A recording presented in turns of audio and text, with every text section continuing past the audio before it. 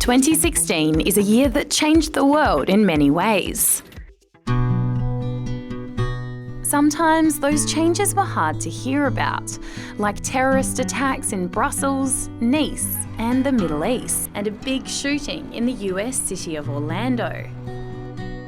Natural disasters hit the island of Haiti, Fiji, and in Italy.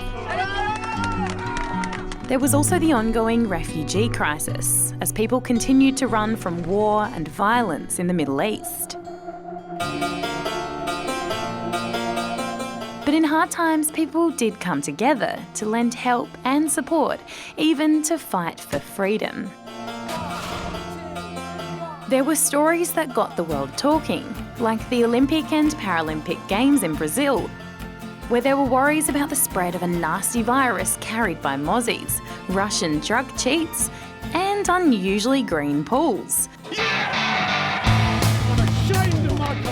And who could forget the two big votes that divided nations and left a lot of people surprised.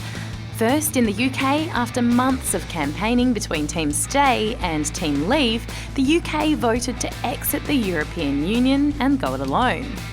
You're fired. Then in the US, a former reality TV star went head-to-head with a seasoned politician for the country's top job. There were arguments, scandals, and many uncomfortable moments. I don't remember! But in the end, America voted for Donald Trump to run the country. And perhaps most amazingly, it fulfilled a Simpsons prophecy. As you know, we've inherited quite a budget crunch from President Trump. We also celebrated some historic people, like the Queen, who turned 90, the splendiferous children's author Roald Dahl, who would have been 100, and famous playwright William Shakespeare, who died 400 years ago. We also said goodbye to some beloved stars, like boxer and activist Muhammad Ali, singers Prince and David Bowie, and Alan Rickman, aka Severus Snape from Harry Potter. Or do you take pride in being an insufferable know-it-all? Then there were some moments that were just out of this world, like when NASA's Juno spacecraft made it closer to the planet Jupiter than we've ever seen before. Or when the world said goodbye to the spacecraft Rosetta, when it was deliberately crashed into the comet it had been orbiting for 12 years, bringing its historic mission to an end.